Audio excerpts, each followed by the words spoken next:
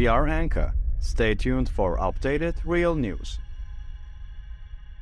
Hello, Anka Daily News viewers. We continue to bring you the most critical developments in the war zone. Recent events reveal that tensions in the region are gradually rising and the tension between the parties is increasing. In particular, Ukraine's attacks on occupied strategic points are likely to change the course of the war. Today, we'll take an in-depth look at one of these developments.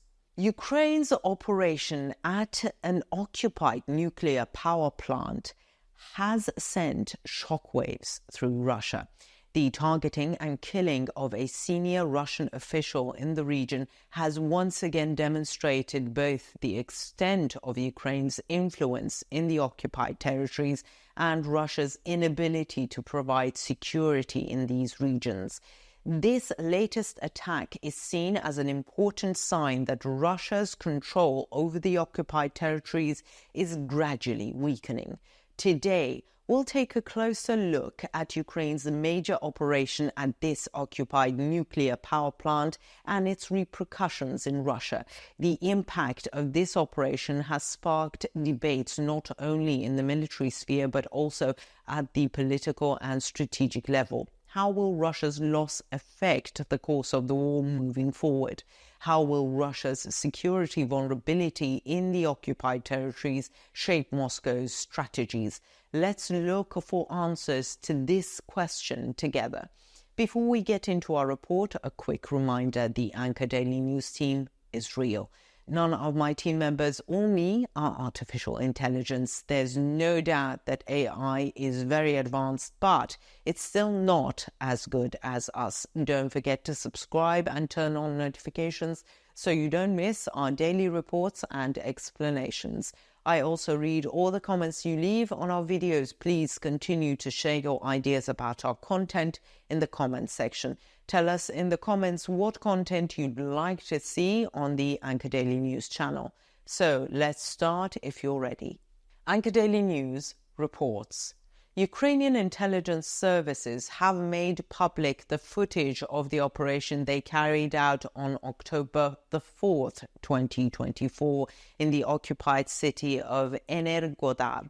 The footage shows a white car being blown up by a violent explosion as it was about to exit onto the main road. Ukraine announced that they targeted Andrei Karotsky, the head of security at the Zaporizhzhia nuclear power plant, who was allegedly in cahoots with the Russians following Karotsky's death. Statements from Ukrainian intelligence suggest that the operation was in retaliation for repression in the Russian-occupied territories. The Zaporizhzhia nuclear power plant came under the control of Russian forces following Russia's full-scale invasion of Ukraine in February 2022. Russian troops quickly recognized the strategic importance of the plant due to the military and energy production capacity of the region.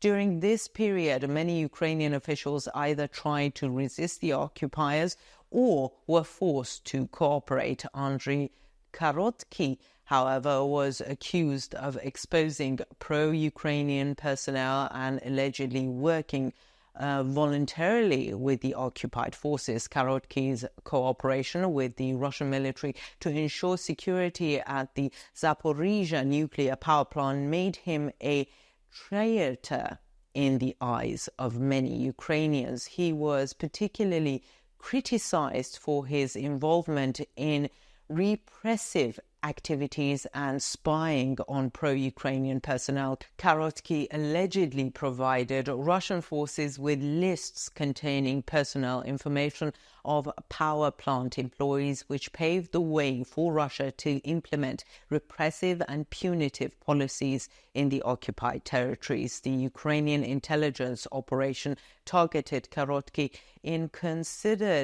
who he considered as part of Ukraine's comprehensive strategic operations in the occupied territories. In its statements, the Ukrainian Defense Ministry emphasized that anyone who commits war crimes in the occupied territories will sooner or later be punished fairly. This statement, which ends with the phrase "Glory to Ukraine," shows the determination of Kyiv's military and intelligence struggle against the occupiers. Ukrainians' use of direct targeted strikes instead of drone strikes in these operations shows that Kyiv is becoming increasingly effective in its strategic operations against critical individuals under Russian occupation. Such targeted strikes have the potential to turn the tide of the war against Russia, especially thanks to the accurate information flow provided by intelligence before the operation. Karotky's assassination has caused great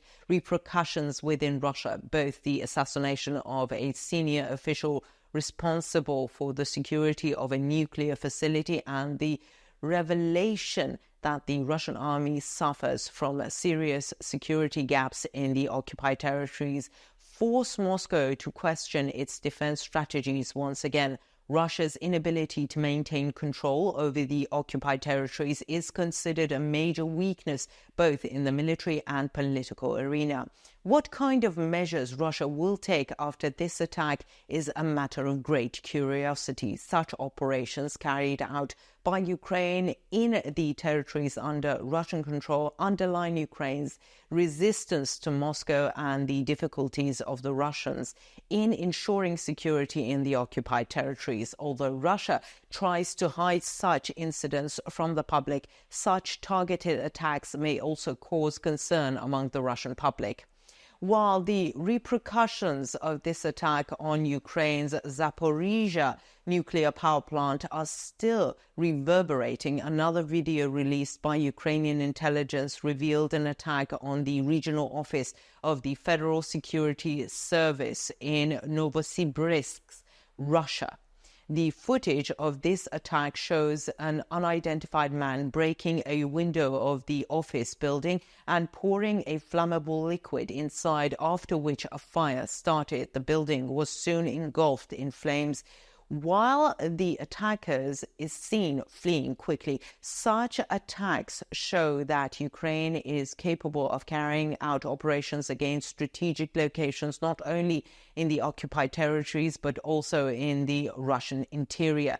This attack on an important intelligence unit such as the FSB proves that Ukraine's intelligence operations are effective in a wide geographical area and that there are serious gaps even in Russia's internal security. Russian authorities have yet to make an official statement on these attacks. However, such increasing Ukrainian operations could create a security crisis within Russia and cause Moscow to reconsider both its military and internal security policies.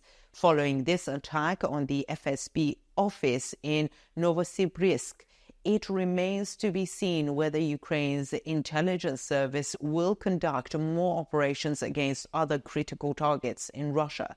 Ukraine's operations in the occupied territories have a strategic significance beyond the military dimensions of the war. The targeting of collaborators like Karotsky show that Ukraine is putting up an effective resistance against the occupiers on both the internal and external fronts. Such operations carried out by Ukrainian intelligence are among the most critical moves that determine the course of the war. These operations, both military and intelligence, symbolize the strength and determination that Ukraine has not lost in the occupied territories. What do you think? Do you think the Ukrainian army is succeeding with these operations? Why does Russian intelligence fall short? Let me know in the comments. I read and care about your opinions.